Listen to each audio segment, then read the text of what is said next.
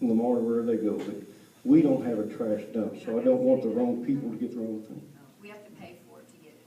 Right, we don't want people bringing trash up there because we get in trouble. Thank you.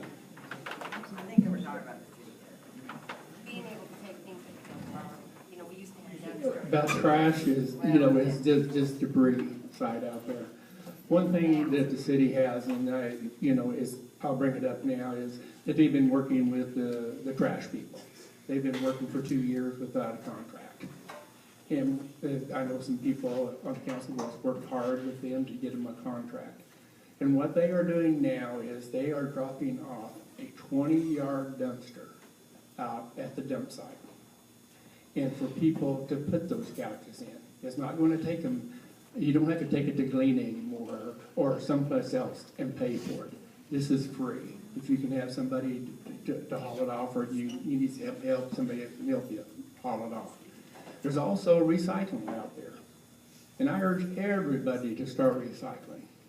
I started recycling, and God only knows, I'm probably one of the hardest person to get switched over to recycling than anything. But I tell you what, it really cuts down on your trash when you start recycling. You know, that is out there, and that will help the city. That is through negotiations, you know, with the sanitary or the people that's picking up our trash.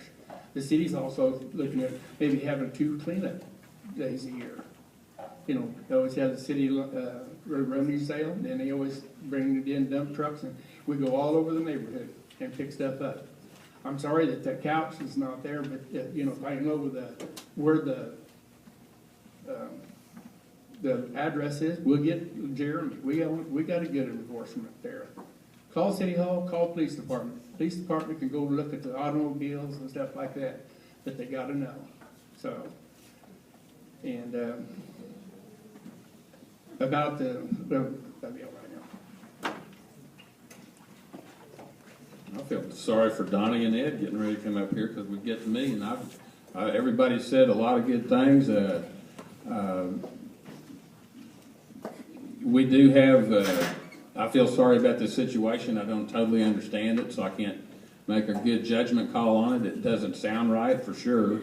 But I do know that on some of these cleanups, we'll run into legal issues, and they can sometimes be easily resolved. They can sometimes take years to resolve. But again, to me, that one sounds kind of strange. But I do feel Jeremy's a good code enforcement officer. You're missing my point. My point is that the time factor, when we're blaming everybody, somebody's got to go to this committee, then you go to this committee, and then you go to another. And then you finally, maybe they'll take a vote on it, but then they'll table it and have to bring it up at the next meeting. And my point is that by the time all that's done, you've got 6 or 8 more properties that need something done. And you've got to figure out a way. We understand. That it's not, that everything doesn't take so long. Yeah. And this wasn't a house being torn down, this was just a yard with trash. Well, I would say that the time frame you gave is exceptionally long. So is what I'm saying. Okay. It was just a dirt pile with weeds growing on it. Well, again, I don't know all the circumstances, but I have been involved with Jeremy on some of these issues, and they can be legally. We just can't go onto somebody's property and start taking things. And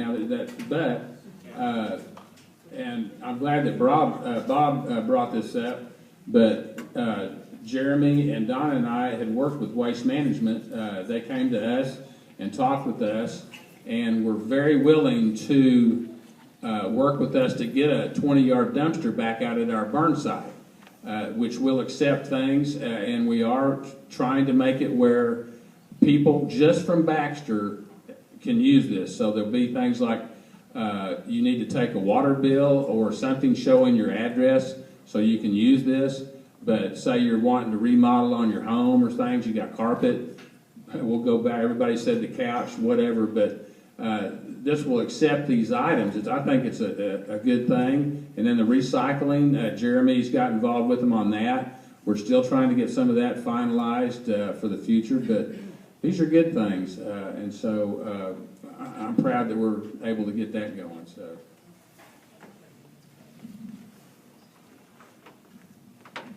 Well, I don't know, I'm under the impression that you're wanting to find these people. Is that what you're wanting to do? No, I know who it is. Okay, Have, I don't know exactly what the debt is, but I am concerned about the debt that we hold on the internet, and here's what's gonna happen. Here's what I can foresee happening.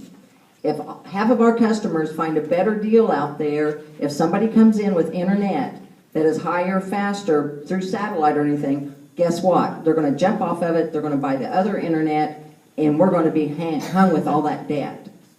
So I'm seriously concerned as a business person that I'm not for sure, I may be great, but I'm a little concerned about the business decision to keep the internet. And I think we need to talk to people who understand the internet a little bit better than I do, because I know how to turn it on and I can cut and paste, but we need some experts out there in that field to help advise us in that, and I'm not for sure that it's a great. Another thing is businesses will not come in, companies will not come in right now because they need better technology than we can provide them.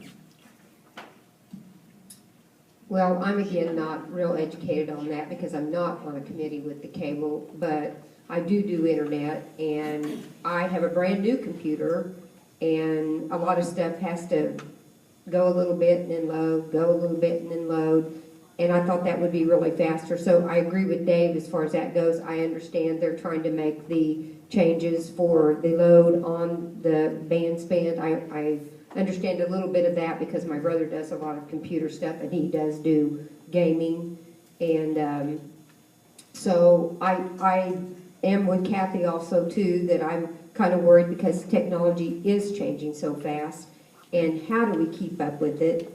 And I don't even have our city-owned phones in my home. I have Verizon Home. I pay $25.33 a month, and not all those user taxes, federal taxes, all that stuff, and I kept my home phone number, call waiting, caller ID, and all of that because I don't want to pay for what they want for all their stuff with the CenturyLink.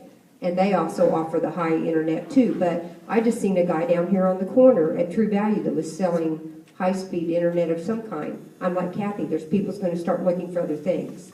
So I'm not sure until I look into all the details on that what my exact opinion would be. I really can't comment at all. I'm not familiar with it. I didn't realize we had fiber optics, and I use the internet quite a bit for what I do at home as far as business is concerned, and it's very slow. So I really don't know what to say other than that. Thank you. Okay, we're going to go ahead and wrap up each of the candidates. We'll just start, and this end has 1 minute, and we're going to try and hold you to it. Has 1 minute to sum up, and we'll just start right here. Well, basically, I'm running for a councilwoman in Ward 1, and I will address your concerns on a proactive basis, quickly. Do it take obviously on a priority basis.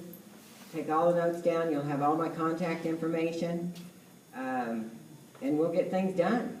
So it's just a matter of what your priorities are, and we can, I want to get the community involved. I want Ward 1 to be involved in everything that goes on. So let's see what kind of improvements we can make and go from there. So I'm new at this, so, I'm ready to go gun-ho. Thank you. I'm excited to try to have a vision after being in the meetings and stuff, and some new ideas, and try to get the community involved. I'd like to see the community more informed on some big items that, it's not just my tax dollars I'm spending, it's other people's tax dollars I'm spending, and I would like to see that they are more informed about bigger projects than just a board voting on some of those things to spend that money. We've got enough finance troubles in our United States right now, so we don't need it in our own city. And I will promise to do the best job that I know how to do, and I sure will have to learn a lot of things, but I'm willing to do that. and try to get a plan and a vision for this city. And yes, I have passion. I have true passion for our community, and that's what I want to bring to the table. And I am the council person that I'm going for Ward 2. I want to get involvement in my area, listen to what they have to say. And my vote isn't necessarily going to be my personal opinion. I want it to come from the people within Ward 2. I want to listen to them and make my, my email to them, or if it's person to person or whatever, but I want to be available to listen to their wants and needs and the direction that they want for our community.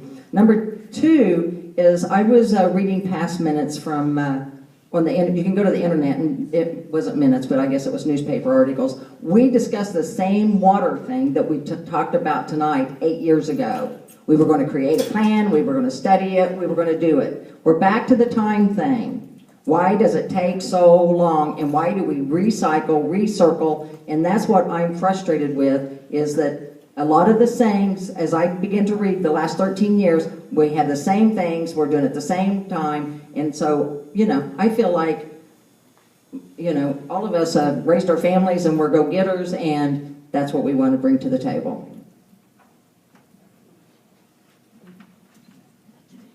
Well, primarily, if I'm elected, one of the things that I want to bring to the front is I think that the city really needs a full-blown forensic audit, because I think that's the best way that we can start with a clean slate. We have compliancy audits, which are state mandated, but I've got a folder here that's full of small towns across America, all different states, and when I listen to the people in the community talk, there's not one particular person necessarily, but there's always a lot of accusations, there's a lot of finger pointing, and everything I've seen, no one can tell me what they can do that will solve this problem. So to me, we simply need to have an audit by independent people that come in and tell us if everything's good or not. And if it's not, then we react to it, and if it's good, then all the accusations, all the problems are gone. We all agree that this is a clean slate from here on out, we're done. And that's, I feel, the only way that this city is ever going to heal, because, like I said, there's always been two sides, and I think it's time for that to stop.